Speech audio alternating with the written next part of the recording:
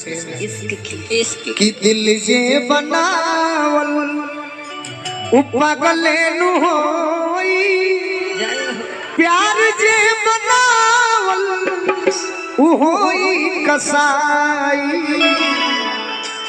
ओ वही तनिक लागे बाद में बुझाई, घोटलो घोटाई ना एनी सजी मिठाई।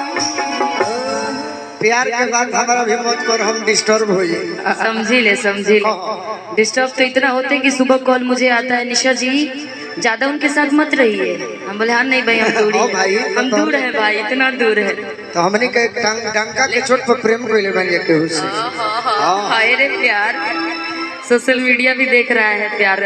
तो देखो तो का करी ततनी देखल करी हमरा के।